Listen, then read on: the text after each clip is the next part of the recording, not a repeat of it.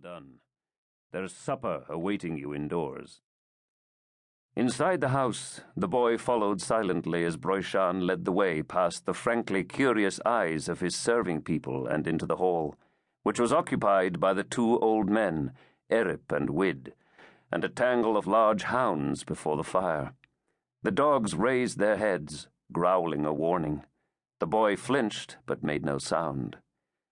The old men had a game board and bone playing pieces on the table between them. Bridei's eyes were caught by the carven priestesses, warriors, and druids, each no bigger than a man's little finger. He hesitated a moment beside them.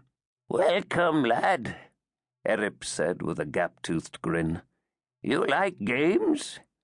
A nod. "You've come to the right place, then," said Wid, stroking his white beard. "We're the foremost players in all Fortriu. Crow corners, breach the wall, advance and retreat. We're expert in the lot of them. You've a look of your mother, lad."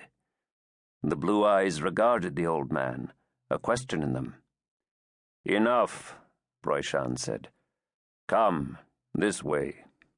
He must remind Wid and Erip that the child's rearing was to be in his own exclusive control. Bridei's new life began from this moment.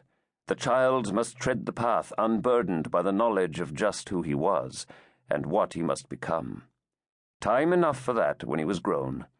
They had 10 years, 15 if the gods smiled on them.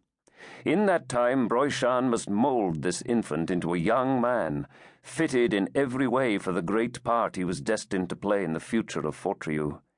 Bridei's education must be flawless. Indeed, it was as well he had come so early. 15 years would scarcely be long enough. "This chamber is yours," Broichan said, placing the candle he held on a shelf, as Bridei looked around the little room with its shelf bed, its storage chest, its small square window looking out on rustling birches and a patch of dark sky. "You seem weary. Sleep now, if you are ready for it. In the morning, we will begin your education." People at Pitnochi were always busy. Bridei became expert at avoiding the grim-faced housekeeper, Mara, and the ill-tempered cook, Ferrat, as they barked orders at their hapless assistants, or set their considerable energies to beating dust from wall hangings, or turning a side of mutton on the spit. Even the two old men were always doing something. Often they were arguing, though they were never angry.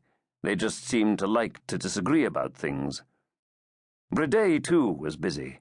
Broichan's lessons were challenging, commencing with the lore of plants, trees, and creatures, and moving swiftly to include the practice of personal disciplines of silence and concentration.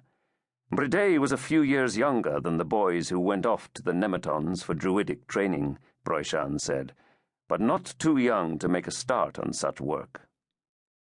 For a while he fought back tears each night as he lay in his chamber waiting for sleep. But soon enough his mother and father and his big brothers began to fade from Bridei's memory. Little things stayed with him.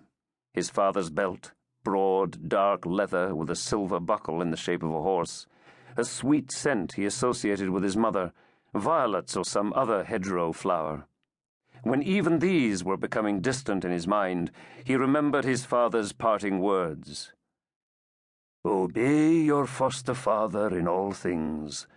Obey, learn, and do not weep." The seasons passed, and Bridei followed this instruction precisely. He was pleased that, in a small way, he was meeting his father's expectations.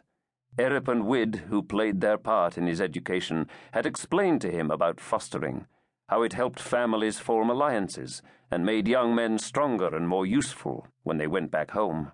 He did wonder why his family had chosen him to be sent away and not his brothers, and he asked Broichan this.